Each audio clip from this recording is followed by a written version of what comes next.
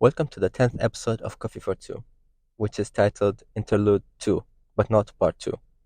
After every 5 episodes, there's going to be an interlude where you discuss about random topics.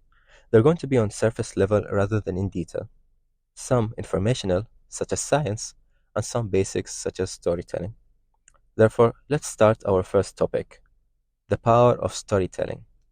Stories have been used for thousands of years to pass on information, entertain, and connect with others. They allow us to share our experiences and connect with others on a deeper level. We all have stories to tell, whether it's about our own lives or something we've heard or read. So, why are stories so powerful? Well, for one, they engage us emotionally. When we hear a good story, we become invested in the characters and what happens to them. This emotional connection can make a story more memorable and impactful than just a list of facts. Additionally, stories can help us understand complex ideas and issues. By putting concepts into a narrative format, we can better grasp their meaning and implications.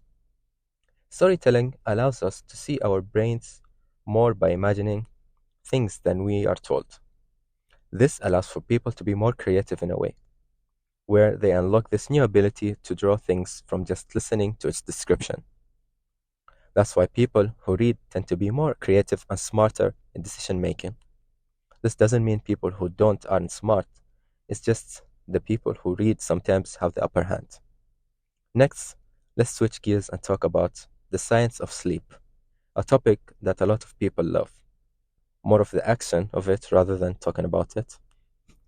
We all know that sleep is important, but did you know that it's also incredibly complex? There are actually multiple stages of sleep, each with their own distinct brainwave patterns and functions. During deep sleep, our body repairs and regenerates. Our brains process and strengthen memories. Lack of sleep have been linked to a wide range of health problems, from obesity to heart disease to depression. So how can we ensure we're getting enough quality sleep?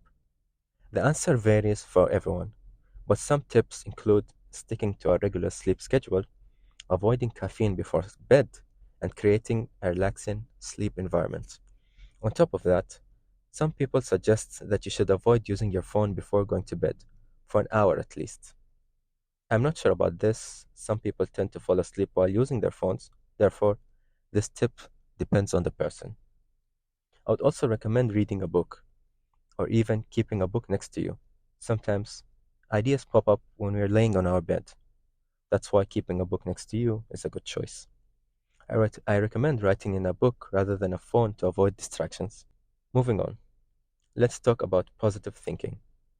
While it's easy to get caught up by negative thoughts and emotions, however, when we are positive on bad things that happen to us, we are able to see and feel benefits of it.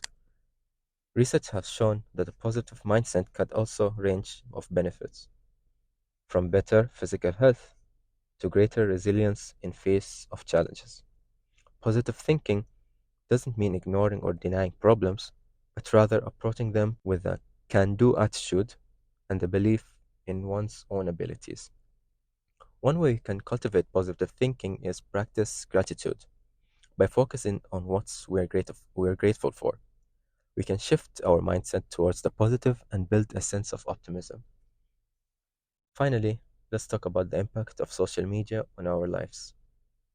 Social media has revolutionized the way we connect with others, but it's not without its downsides. Studies have shown that excessive social media use can lead to feeling of isolation and anxiety, and that can also negatively impact our self-esteem and body image. This also is done by comparing ourselves to others. We tend to forget that people's lives are fake. Think about it. When you live a life where everything revolves around posting each day and everything you do with your life, do you think the life will be controlled by you? No. It will actually be controlled by the people watching you. The private life you turned public is now forever changed. You're living in a life where if you don't be perfect or show people that you're perfect, just for some likes of interactions, you'll go insane. Insane for not getting the attention you think you need. I know, we all sometimes want attention, likes, or even feel loved. But when your life is not your own life anymore, how do you think you'll be loved when people see the real you? On the other hand, social media can be a powerful tool for spreading awareness of important issues and connecting with others. The key is to use social media mindfully and in moderation, being aware of how it's impacting our mental health and relationships. And there you have it. A few random topics to get your brain thinking. Please make sure to recommend topics that you would like to hear about. Thanks for tuning in, and we'll see you next time.